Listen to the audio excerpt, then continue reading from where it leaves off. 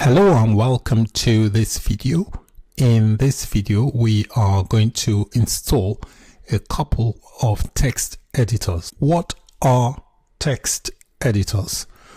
A text editor is a type of program used for editing plain text files.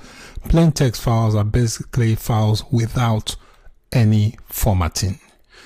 Text editors are provided with operating system software. Let's take a look at some basic text editors shipped with their various operating systems. So we've got Notepad, which is shipped with Windows operating system.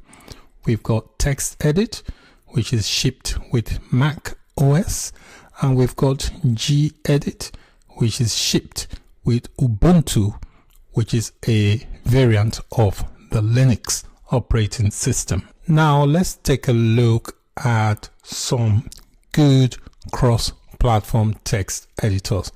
Cross-platform means the text editor will work on multiple operating systems, for example, Windows, Mac OS, or Linux. An example is Atom.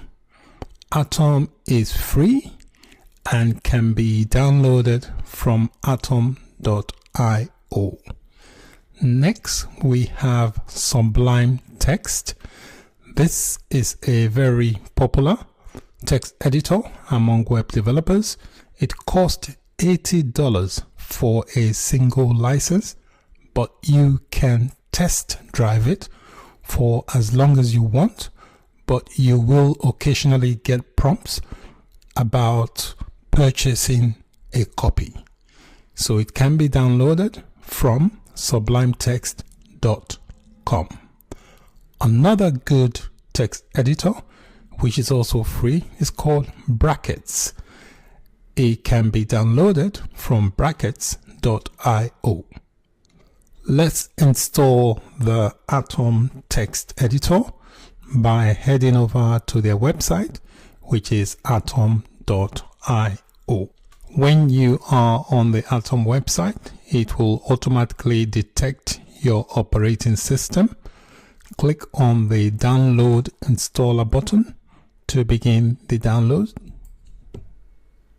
Once the download is complete, double-click to run the Atom setup.exe file, which is this file here on the bottom left-hand corner. So just double-click and that will open up the setup. So you may get a security warning. Just click Run to begin the installation. The installation has started, so the screen will remain like this until the installation is completed, and it will automatically launch the application. You may get a message about using Atom as your default URI handler. So click No. URI basically stands for a Uniform Resource Identifier. It is a string of characters used to identify a resource. You can close the various panes by clicking on the X next to it. Just click on the various X and that will close the panes, and this will be your main editor where you write your code.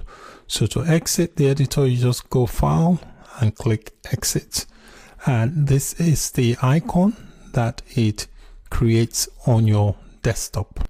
Next, let's install Brackets by downloading it from brackets.io. It will auto detect your operating system. Click on the Download Brackets button to begin the download. Once the download is completed, double click and run the installation. So double click and the installation should begin. You may get a security warning. Click on the Run button to run the application. You will be prompted for a destination folder. Accept the default location. Also accept these boxes that have been checked and click Next.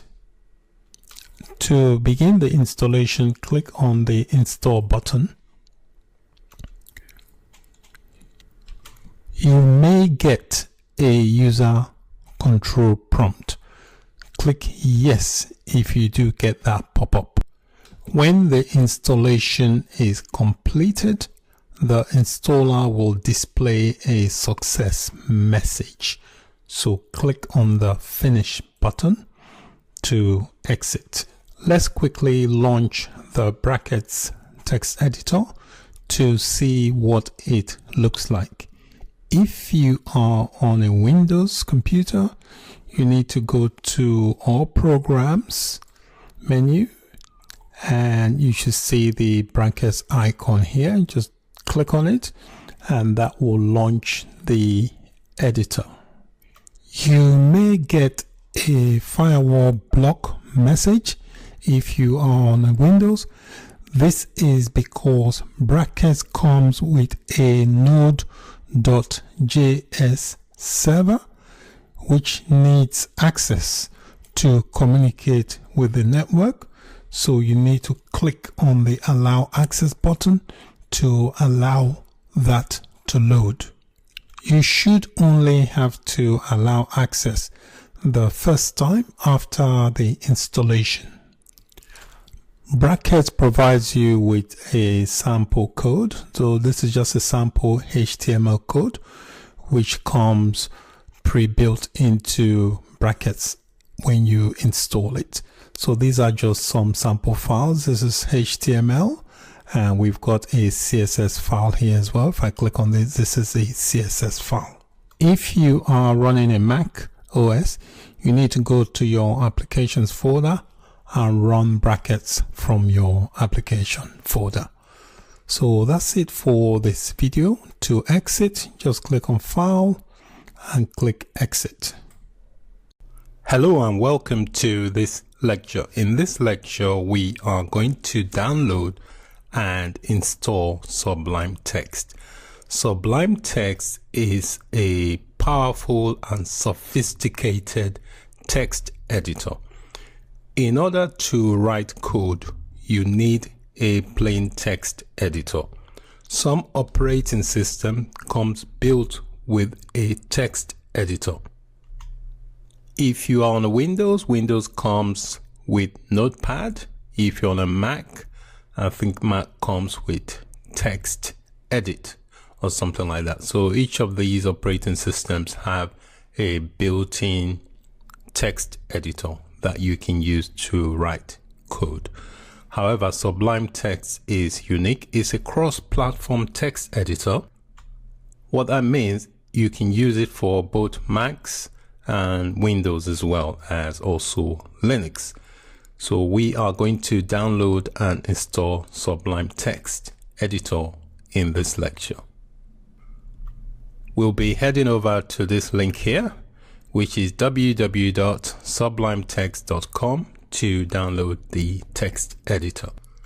So I have arrived at the website, the homepage for the Sublime Text editor. So all the code we will be writing for this course, we'll be writing the code using this Sublime Text editor. It's cross-platform, so it will work on both Windows and Macs. So click on this download option here. Notice you've also got the option to buy. So if you are ready to buy now, you could click on buy, or you can just download to try out the text editor. It does let you try it out as long as possible. The only difference is that once you start using it, it has a line that says unregistered. Apart from that, everything else works fine. So download the one relevant to your operating system. So if you are on a Mac, you can do that. If you're on a Windows, if you're on a Windows 64-bit, you select 64-bit. If you are not, you select the other window. If you're on Ubuntu, you select the relevant. So I'm going to go for Windows. That's the one I'm on. Once the download is complete, you can just, if you're on Windows, just double click to run. If you're on a Mac, if you just install it the way you would install an application on a Mac. So I'm just going to double click on the executable and click run. I'm just going to go next. I'm just going to accept all the default location. Next, install. It's pretty straightforward. So finish. So the installation is now finished. So let's test the text editor, see what it looks like. So you should have an icon on your desktop with Sublime Text 3. This one here. So this is it. Click on Sublime Text 3 to launch the text editor. So when you launch it, you will have this in brackets here saying unregistered. You keep getting this until you actually pay for it. It doesn't stop you from using it. The functionality is okay, but you see this option here saying unregistered. That disappears when you actually pay for the product. But it's free to use as long as you want to. So if you try that and you're happy with it, please feel free to purchase if you wish to do so. If not, you can carry on just testing it as long as you wish to do so. So that's it for the installation of this Sublime Text Editor. So all the code I will be writing for this course will be written using this text editor. Many thanks for watching. Bye for now. Hello there. In this video, I will be installing Visual Studio Code Editor. It's a free open source text editor that will run on any platform. The link address to the Visual Studio Code download is displayed on the screen. When you navigate to this Visual Studio site, it will automatically detect what operating system you are using. If you're using a Mac, it will present you with an option for a Mac. So I'm using a Windows, so I'm just going to click on this button that says download for Windows stable bit. You can click on the drop down so that you can see what options there are. There's options for Mac if you're using a Mac. If you're using this for Windows 64 and 32-bit version, so it gives you the options there. I'm gonna just click on that one for Windows, and I just give it a few minutes to download. That's the download file. You can read through if you want the documentation. It's quite useful when you've got time. All right, so my file is downloaded. I'm just going to double click to run the installation. I'll click on run. I'll click yes to that. And I'll just say next. I'll accept the license. Click next. I'll accept the default installation location. Click next. I'll accept, just accept all the default. Here it says add to path. You can add that to your path. Let me go back one so you can see. It says don't create a start menu folder. So if you don't want one, you can just check that. If you don't want it to create a start menu folder, I'll leave that option. Doesn't really matter. Add to path available after restart. So you can leave that on if you wish to do so. You can also create a desktop icon if you want to do that. If you leave that checked, add to path, that means after you restart, it becomes available. If you want to create a desktop icon, you could click on that. I'm going to click on that. I want a desktop icon, and I'm just going to click next and click install and just wait for it to complete the installation.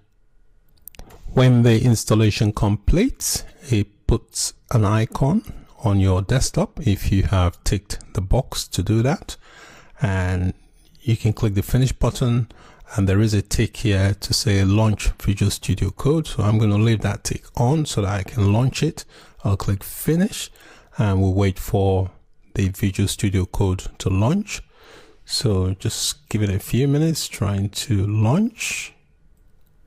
This is the launch screen. This is what it looks like. Give it a few minutes to complete. It also launches the getting started documentation, so feel free to read through so you know more about the Visual Studio Code.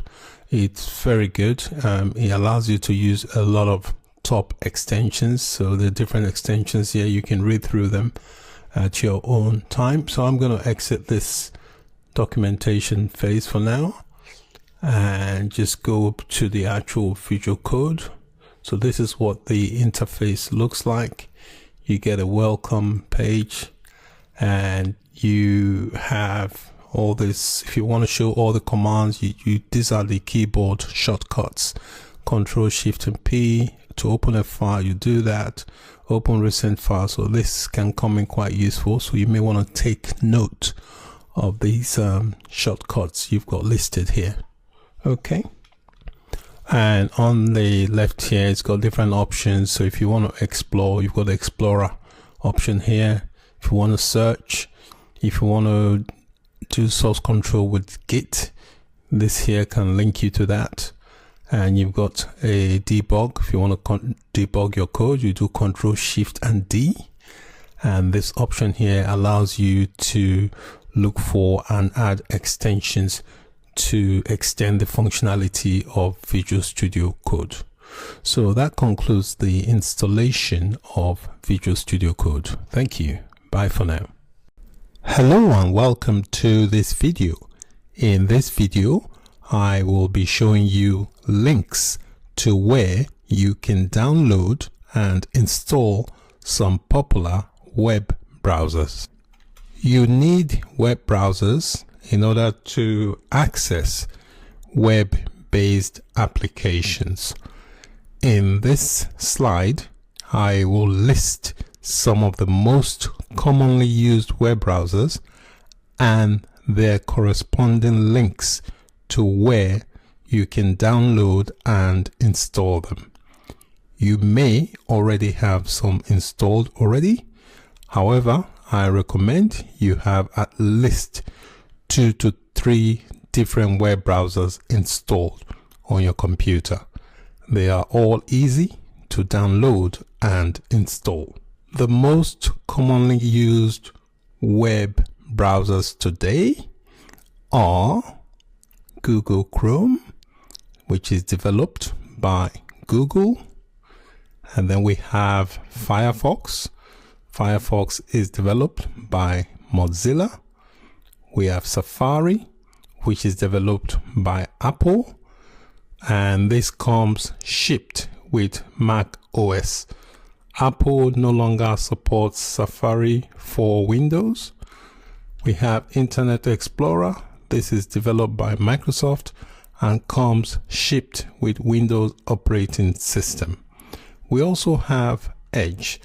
Edge is developed by Microsoft and comes shipped with the most recent versions of Windows operating system, for example, Windows 10. Another good web browser is called Opera, and this is developed by the Opera Corporation. You can visit any of the links displayed on the screen to download and install the web browser, but note that Apple no longer supports Safari for Windows. I have already got some of these installed on my computer, as you can see on the screen. I will strongly recommend you have at least Google Chrome and Firefox web browsers, as they are mostly used by web developers and designers for developing and testing.